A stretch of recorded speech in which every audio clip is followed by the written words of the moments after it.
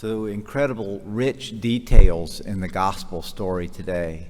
So many things happening there, and I hope all of us remember there's another story of the miraculous catch of fish in the Gospel of Luke. So there's a parallel to this story at the very beginning of the ministry of Jesus, where they're out fishing and they don't catch any fish, and Jesus says, cast on the other side, and then there's this recognition.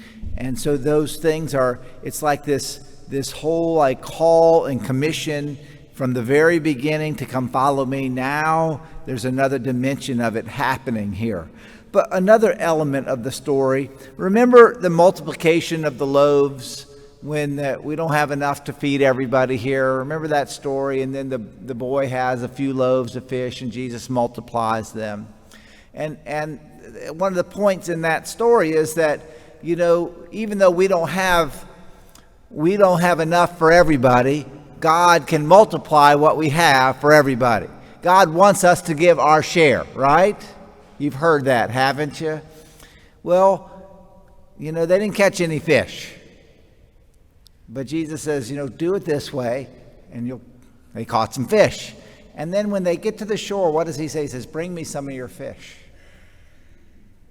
You know, I still want you, even though you couldn't do anything by yourself, I still want you to contribute to this breakfast.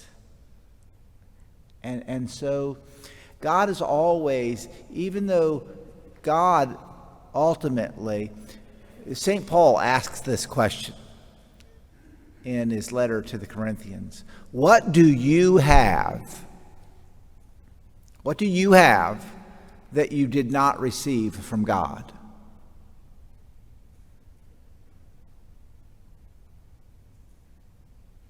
You got anything? Okay. So that everything that we have ultimately comes back to God. And we strive to be generous, okay? We strive to contribute our part.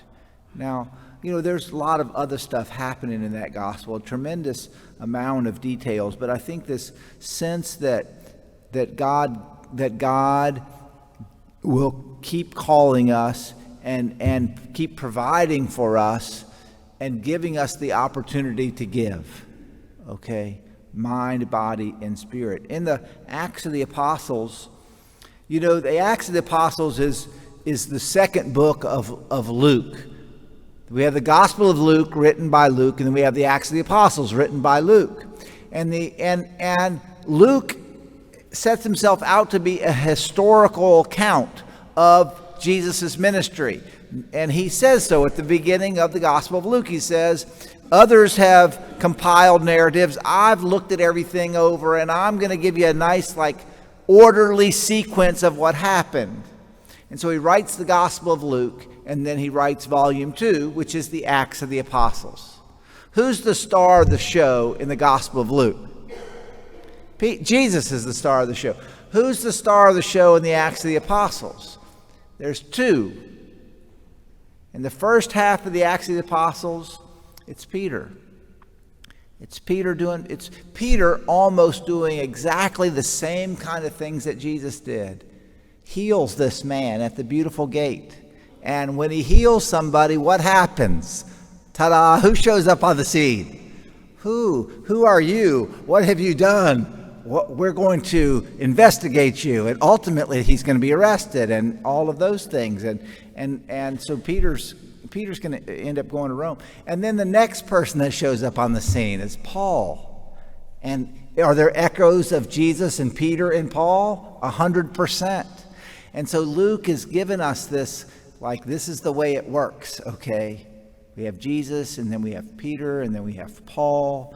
And then we get to the end of the Acts of the Apostles. Again, giving you a nice broad overview here of the Acts of the Apostles and Luke Acts. Is, you know, what happens to Peter and Paul in the gospel, in Luke and Acts?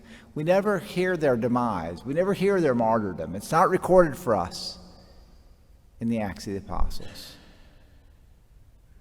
It just kind of ends. We never hear about the destruction of the temple in the Acts of the Apostles. It just kind of ends. And Luke is he's set out to give us a history of the things that he's seen.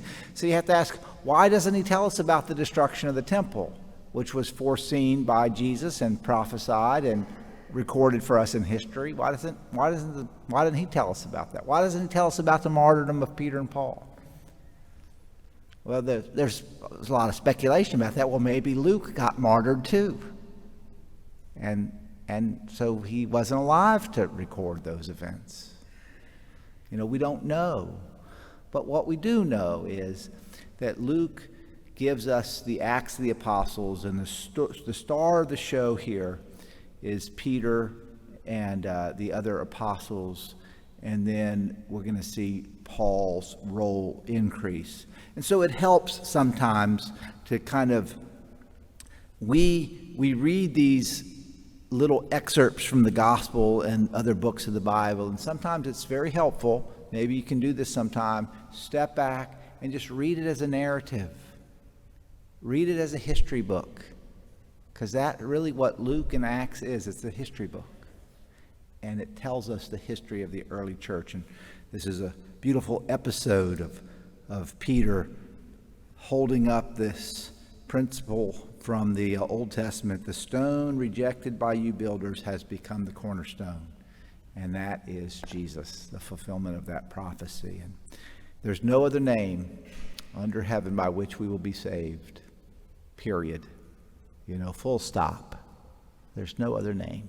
And so today we are grateful for the ministry of Jesus, our capacity to contribute to that, and also the ministry of Peter and Paul and Luke and all who have gone before us.